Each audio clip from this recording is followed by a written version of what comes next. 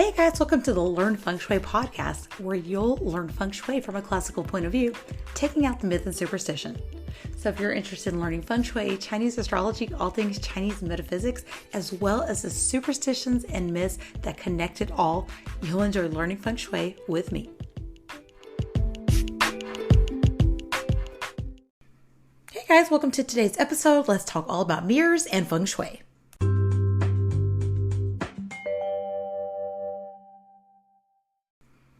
Hey guys, so I know that one of the big questions is when you start doing Feng Shui, you see all this stuff about mirrors. Where can I put a mirror? Is it bad luck to put a mirror in certain places? What sorts of mirrors can you use? And what is actually superstitious?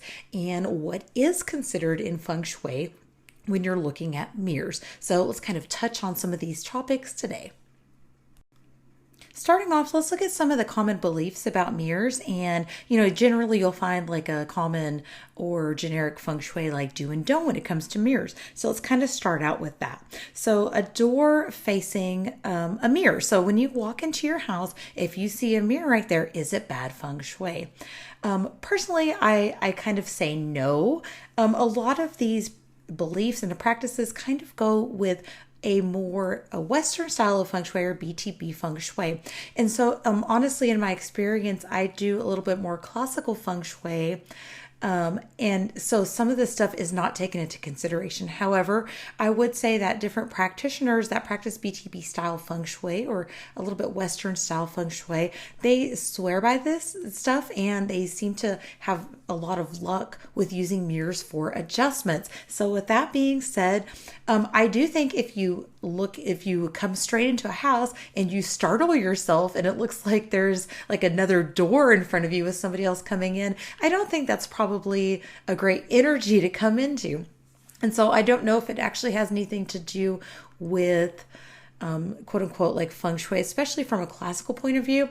But I would say if it's almost startling to look into a mirror when you enter a space, then I would move the mirror to a different area. This brings me to the point of mirrors in your bedroom. Now, this is one area I don't like to see mirrors. And actually, the mirror itself is okay. So what happens, at least in my understanding of mirrors, is that the mirrors, they reflect sunlight. And so that sunlight is energy. It's that yang energy. And if you have a mirror that is in your bedroom and maybe it's facing a window and maybe you're getting the sunlight from that area, perhaps you will have a bad night's sleep. You will be unable to sleep. Your sleep will be a little bit restless. So rather than like move the mirror from your bedroom, you could cover it at night. So having your bed also directly facing a mirror it comes back to kind of that startling thing that I talked about. It's you wake up and you sit up and you see another person. You're like, holy crap! How many times have you done that? Maybe if you have a dresser with a mirror in it that reflects your bed. So maybe if you just cover that at night, especially if the mirror is reflecting the sunlight from a window and that is also reflecting onto your bed, that could really give you a really restless night's sleep. So either cover that mirror or move the dresser where it's not directly reflecting sunlight and it's not directly reflecting your bed.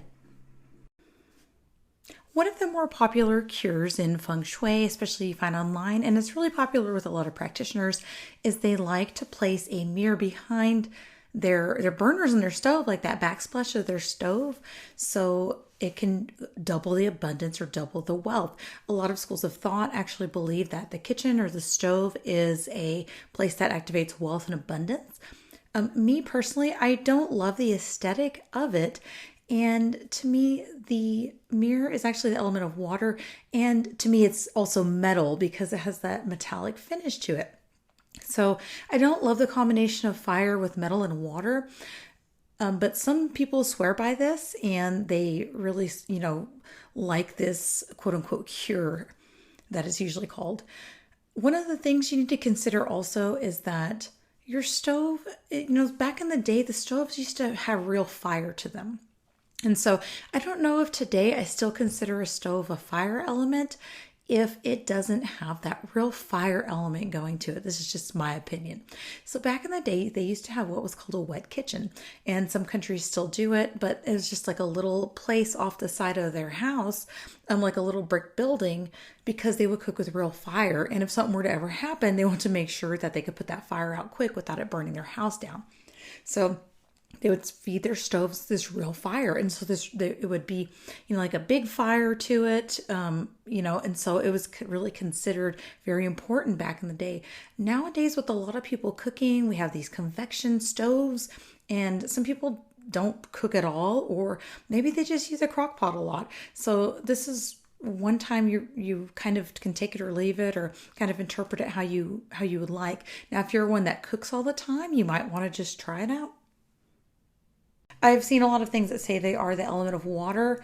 However, I would put them more as a yin metal element in the original Yi Jing, in the original trigrams, in the BaGua, the sector that represents what is called marsh, or like a shallow pool, to me represents a mirror, a reflective surface, and that's the BaGua, so that would be the west, and to me that represents a mirror. So that's kind of just in my opinion. And so since it can represent the element of water, since it's reflective, it could also represent the element of yin water, like a puddle.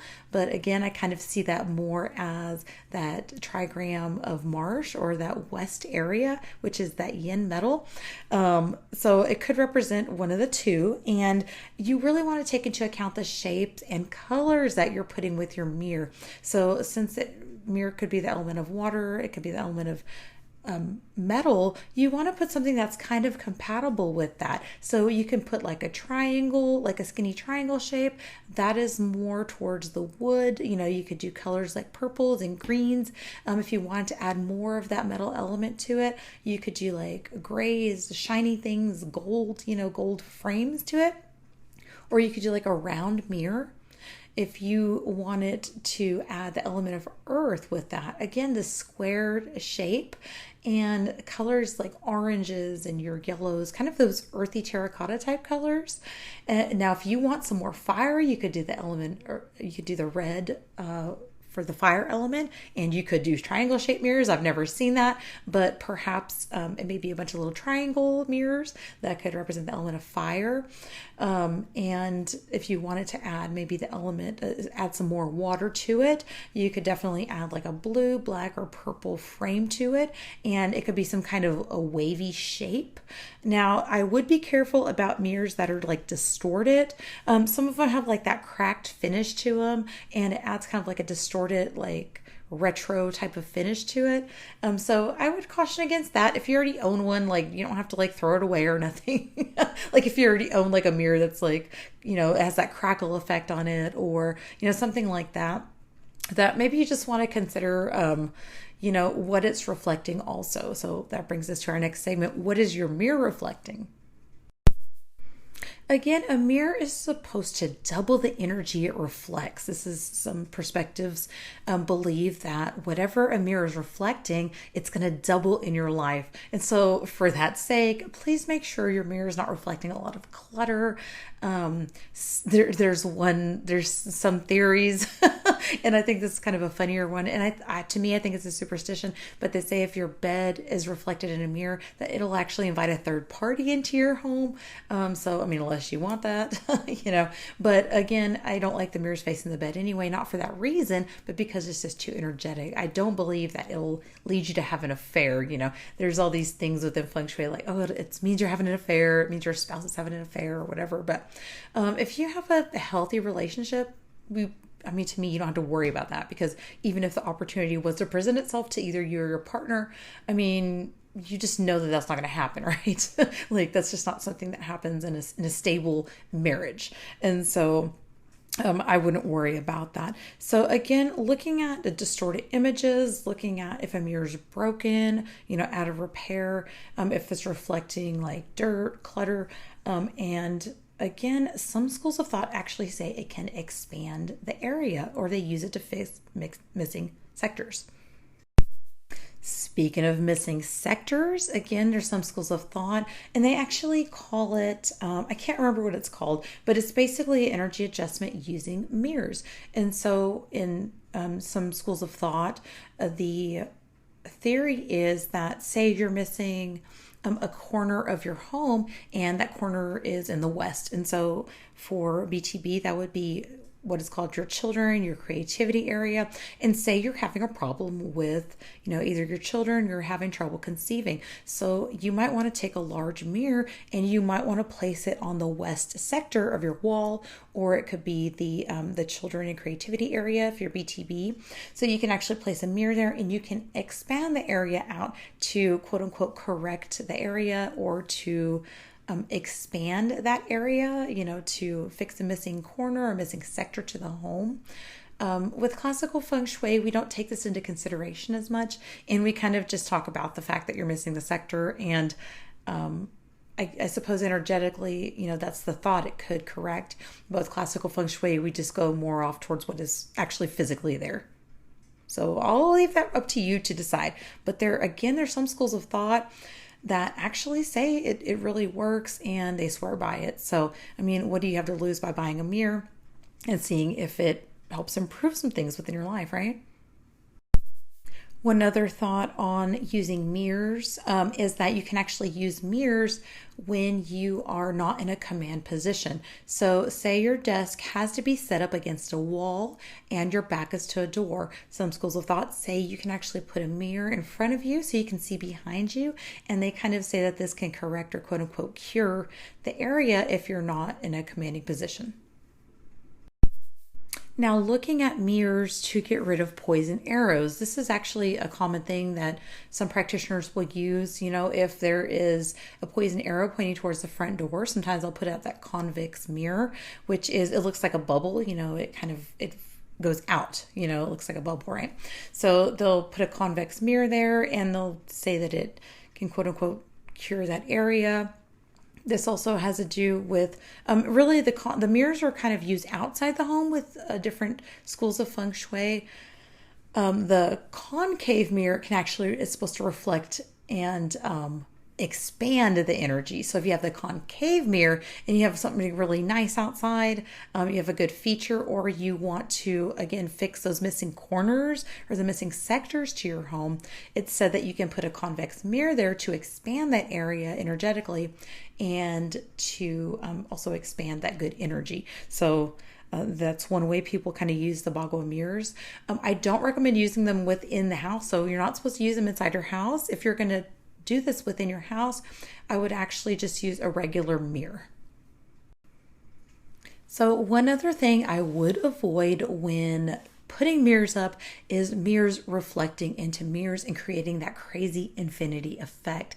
That is not good energy. The energy is so chaotic, and I've actually heard, although I've never experienced, that when two mirrors reflect each other, it can actually create an opening for spirit to come through. So to me, I'm not comfortable looking into those infinity effect in mirrors when they reflect each other. It feels like a fun house, right? I don't know. It makes me feel a little bit uncomfortable to sit in a space like that for too long. And so for that reason, I don't have any in my home like that. But if this is the case and you can't change that, maybe you can just cover one up part-time, Some people use different mirrors like that to check the back of their head when they're doing their hair and whatever, but cover that thing when you're done with it. One last thing you want to avoid with mirrors is placing them so high that you can't see in them. What use is a mirror if you have it so high up to the ceiling that it's just reflecting open space, The mirrors can be used to make a space feel bigger, but you want to put a mirror in where you can actually use it. So I will say I don't think this probably applies to mirrors over fireplaces and stuff like that. I have a mirror that I occasionally rotate over my fireplace, and I think it's fine, and it does reflect back part of my dining room, so although I can't see through it, maybe I'm calling myself out because I do actually use that mirror as for decorating purposes sometimes. But you don't want to place a mirror within your home that is like real high up to the ceiling or just for some weird decorative purpose like that. You want to make sure you can see in it. Now, I would say this doesn't count if you're using mirrors to correct a space. Like some people use those small little mirrors. Maybe they'll use like a small, almost like pocket-sized mirror, and they'll hang it over a door or something to reflect back energy. So I would say not the small little mirrors, but if you're using a large decorative mirror, don't hang it so high that you can't use it. All right, guys, let's take a little bit of a sponsor break. And after that, I want to do a segment about different superstitions and mirrors.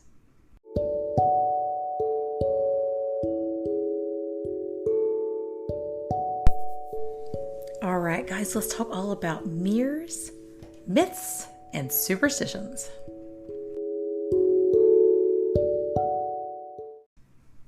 Mirrors actually have a very big history, and they were actually thought of as very rare back in the day when they were first started being used. They were actually made out of glass, and so they were very rare, beautiful items, And with this rarity also came different beliefs because it was actually reflecting the person back to themselves.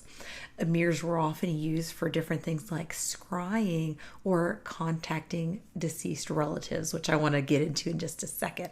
But first, I'm going to read from twowaymirrors.com an article entitled Mirror, Myths, and Superstitions. I'll link to that in the show notes. Have you ever wondered if mirrors cause bad luck? In this guide, we expose the top mirror myths and superstitions ranging from Bloody Mary to broken mirrors. Does breaking a mirror really cause 7 years of bad luck? And does chanting Bloody Mary into the mirror summon ghosts? These aren't the only mirror myths floating around in time and space. In this guide, we provide helpful tips on how to avoid and reverse any bad luck you may have encountered.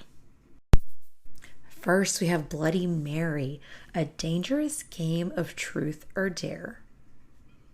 This game, Truth or Dare, has been around for some time, but have you ever dared to summon a ghost? This folklore ritual claims that if you light a candle in a dimly lit room and chant Bloody Mary 3 times into a mirror, you will see a woman dripping in blood in the reflection. Legend says she may scream at you or even reach through the mirror and wrap her cold hands around your throat. Some may even say that she can escape from the mirror and come after you.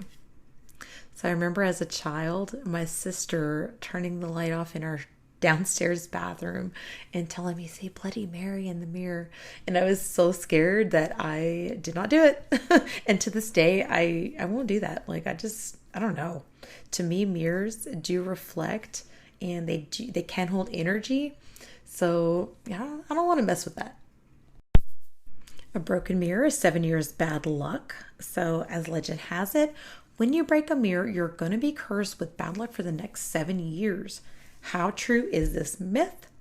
And how is this curse undone? Well, it's hard to say how accurate this belief is. It's always better safe than sorry. And since accidents happen and things break, we are human. So potential curse reversal options if you actually break a mirror. So it says here to wait a couple of hours before picking up the broken fragments and take every last bit of mirror and bury it outside in the moonlight. Throw salt over your left shoulder onto the devil himself and take a single piece of the mirror and touch it to a tombstone. So it says that has an immediate effect to it. If you or someone you know is getting married, then this is the one for you. A happy couple should stand in front of a mirror together, not only to see how they're going to look, of course, but it's a wedding tradition. So it is said that if a married couple looks into a mirror shortly after they say, I do, they're uniting their souls. When you look into a mirror with somebody, it is said to create an alternate universe where the two souls can live on together forever. Another common wedding tradition is a little more risky, but just as fun. It says breaking glass on your wedding day is a good omen. The shattered pieces of glass represent how many years the couple will stay together. And so it says make sure you put a lot of muscle behind the break. And you see this kind of in different ceremonies where they'll put a wine glass into a cup. into a cup. They put a wine cup into like a bag, and then the couples will step on it. So we've seen that. It does say here that gifting a mirror, while looking into the mirror after being married brings good fortune, gifting a mirror to newlyweds is not the same. So in Asian cultures, they believe that gifting a new mirror to the couple on their wedding day will bring bad luck. It's partially due to symbolism because marriages are supposed to last forever, and mirrors are actually very fragile and prone to breaking. So it does say you can get, like, if you don't give a glass mirror or like a, one of those type of mirrors, do an acrylic mirror instead. This is another reason, is that mirrors can potentially hold bad spirits. So so I'm wondering about like uniting your soul in an alternate dimension. Like if you get divorced in this dimension, do you have to get divorced in your mirror dimension? Mirrors were used to hang up to scare spirits away. So brass mirrors were used to hang above idols in China. This way, if evil spirits were to enter the place of worship, they would see their reflection and run away. It does not necessarily have to be a mirror, and any highly reflective object will do. In Cambridge in the 1800s, men's shoe buckles were found hanging on the walls, and it was believed that it was used to ward off evil energy, much like the mirrors in China. Today, people still hang mirrors across their front door to reflect away negative energy and protect their home. And of course, it's called the BaGua mirror, right? Covering a mirror to trap lost souls. Once someone has passed away, their soul is released from their body and it starts to roam. And legend says that if a soul encounters a mirror before the body is buried, typically within 3 days, their soul will be trapped in the mirror. And it is said to cause mirrors to tarnish or to even turn into the image of the deceased. People have claimed to see their faces of the dead appear in old antique mirrors. So is this a trapped soul or our minds playing tricks on us? Some of us believe that demons could escape through the mirror to the living world, and to prevent a trapped soul, you have to cover your mirror when someone passes. And of course, we know through different cultures, it is customs to cover a mirror after somebody passes away. And according to this article here, covering a mirror after the death of a loved one originated from a Kabbalistic tradition, and I believe it's still practiced in Judaism. They believe that the soul leaves this world, it leaves a void. And so the void allows the spirits to come into the world of the living, bad spirits included. And whenever there's that energy vacuum, there's potential for negative energy to creep in.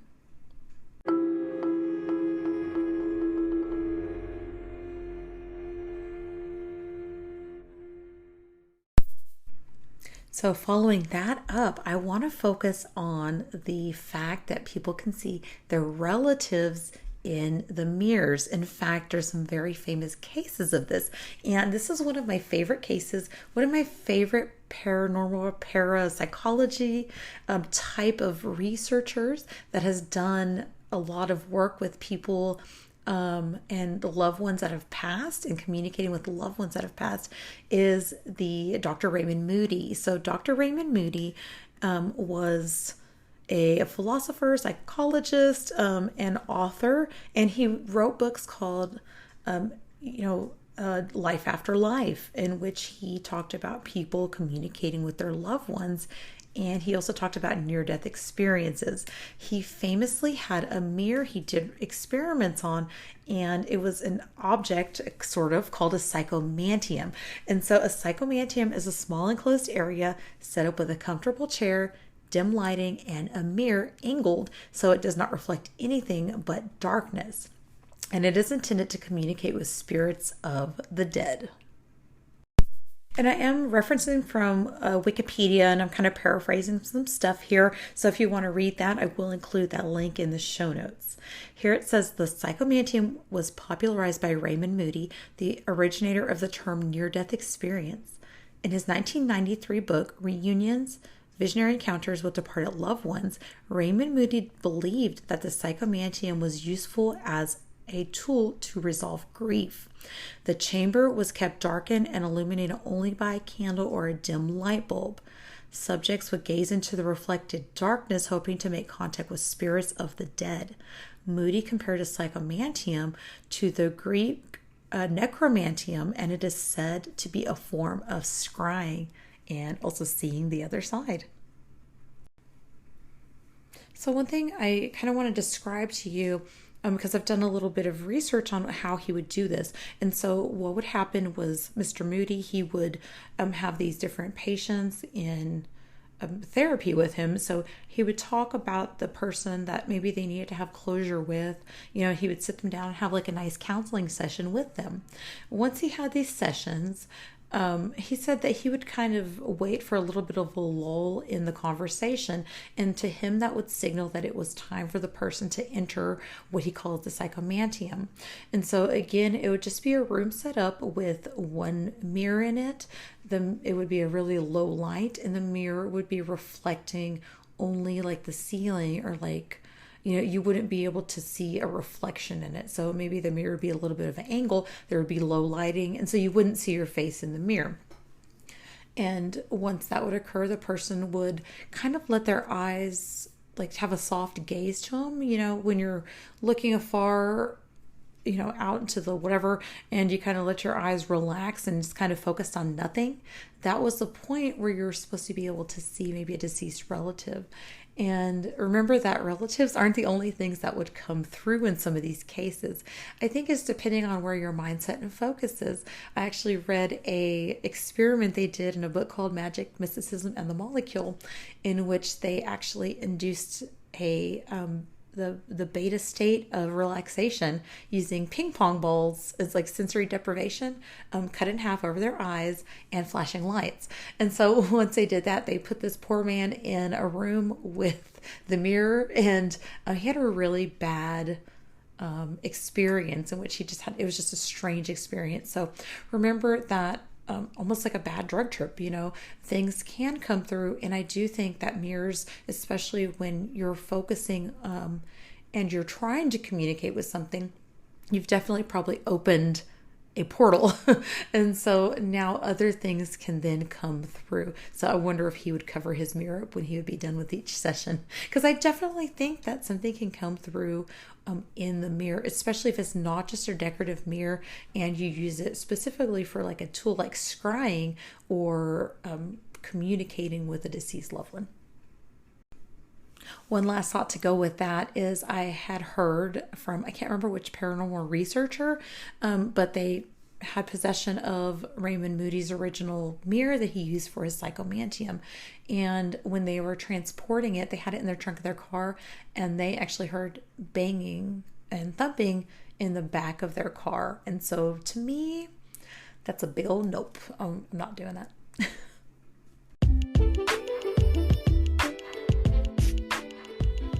For a free energy mapping of your floor plan, please check the link in the show notes. To support today's podcast, go to learnfengshui.com, sign up for emails, leave a review, and share with your family and friends.